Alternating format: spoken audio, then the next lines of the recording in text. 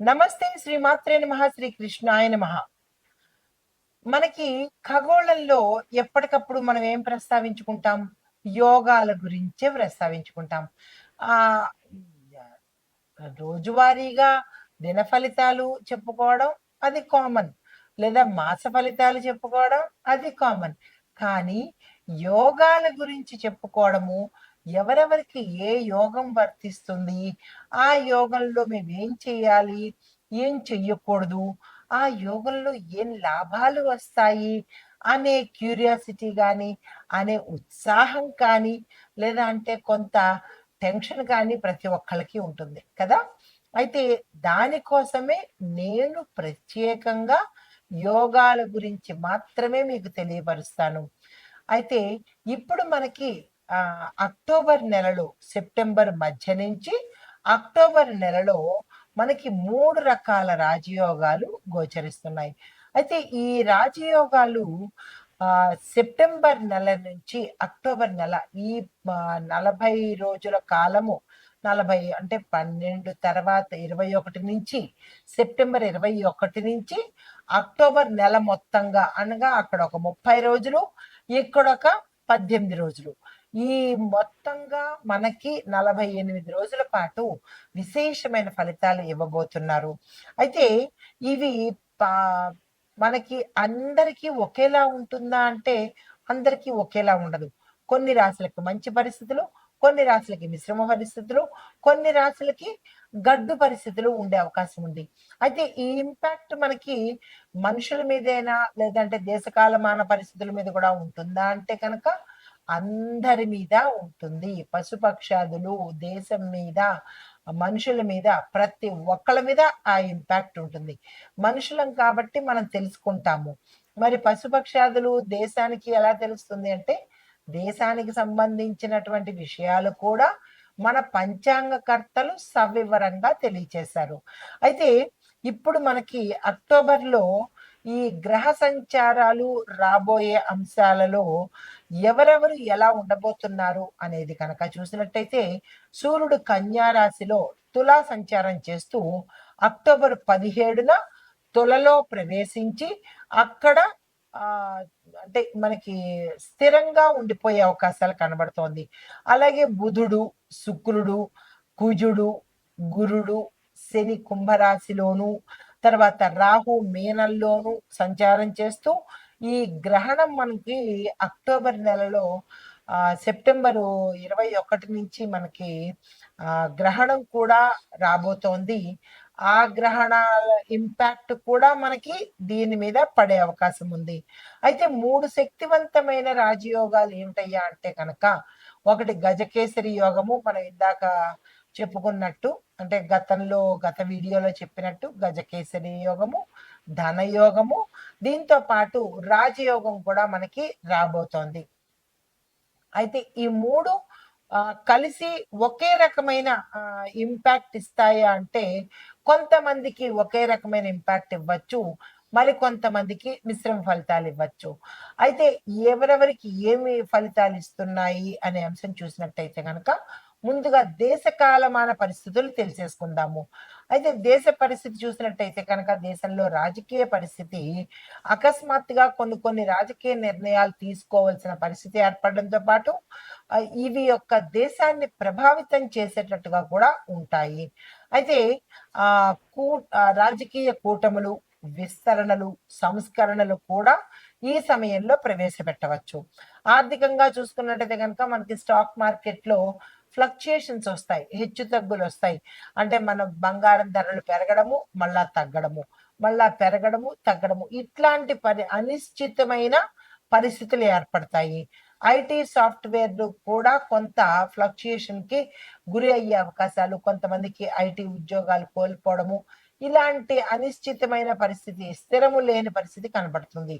తర్వాత వ్యవసాయదారులకు చూసుకున్నట్టయితే కనుక, కొంతమందికి స్థానికంగా అంటే భూ ప్రాంతాన్ని బట్టి, వాతావరణాన్ని బట్టి ఆహ్, వరి, పత్తి ఈ పంటలకు కొంత లాభము రావడంతో పాటు, వరదల సమస్య కూడా వచ్చే అవకాశం కనబడుతోంది.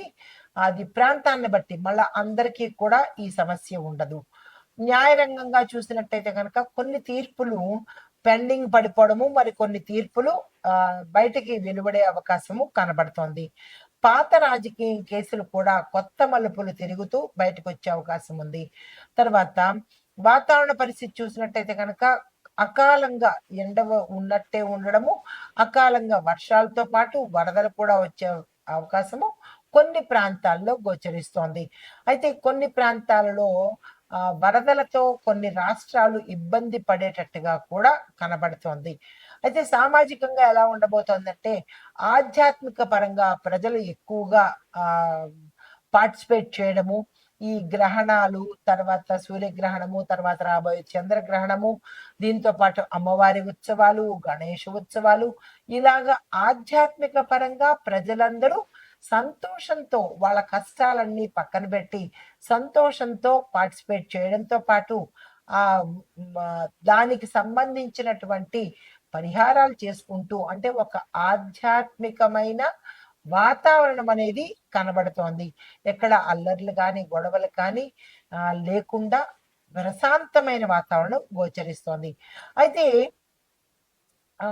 ఈ ఫలితాలు మరి మేషాది ద్వాదశ రాశుల వారి మీద ఎలా ఉండబోతోంది అనే అంశంలో ఒక్కొక్క రాశి గురించి విశ్లేషణ చేద్దాం. తదుపరి రాశి కన్యా రాశి. ఈ రాశి వారికి ఈ 3 రాజయోగాల్లో ఏ రాజయోగం కలగబోతోంది, ఏ రాజయోగం వీళ్ళకి వర్తిస్తుంది అని చూసినట్టయితే కనుక శుక్రుడు కన్యలో ఉండడం వల్ల వీళ్ళకి ధనరాజయోగం కలుగుతుందన్నమాట. అంటే ధనానికి ఎటువంటి ఇక్కట్లు కానీ ఇబ్బందులు కానీ ఏమీ కనపట్టలేదు. అయితే సృజనాత్మకత రంగము అనగా క్రియేటివిటీ ఫీల్డ్లో ఉన్న వాళ్లకు, కళారంగంలో ఉన్న వాళ్లకు, అంటే ఆర్టిస్టులు కానీ లేదా సినిమా టీవీ పరిశ్రమల్లో ఉన్న వాళ్ళకి కానీ లేదా రైటర్స్ కానీ ఇలాంటి వాళ్ళకి విశేషంగా ధనరాజయోగం కనబడుతోంది. అంటే గతంలో వీళ్ళకి అవకాశాలు రాకపోవడం, పారితోషికాలు కానీ ఇవ్వకుండా ఎగవేయడం, అది చాలా మందికి అలవాటే. అది పని చేయించుకోవడం, జీతాలు ఇవ్వకపోవడం, పని చేయించుకోవడం, డబ్బులు ఇవ్వకపోవడము, ఇలాంటివన్నీ చాలా క్యాజువల్ గా చేసేస్తుంటారు. దాని ఇంపాక్ట్ మాత్రం మర్చిపోతూ ఉంటారు.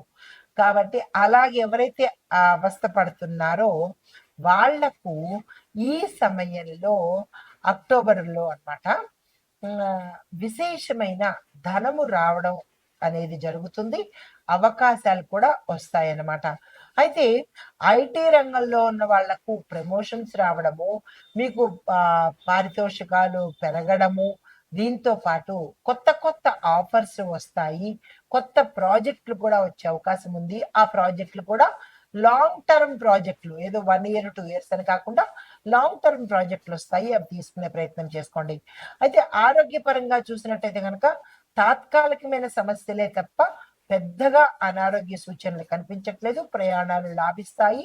రుణాలు తీర్చేసుకునే అవకాశం కనబడుతోంది. కుటుంబంలో అన్యోన్యమైన వాతావరణము, శుభవార్తలు వినడము, శుభకార్యాలకు సంబంధించినటువంటి ప్రయత్నాలు చేస్తారు. అయితే స్థిర చరాస్తుల విషయంలో కొంత ఇబ్బంది కలిగే అవకాశం కనబడుతుంది.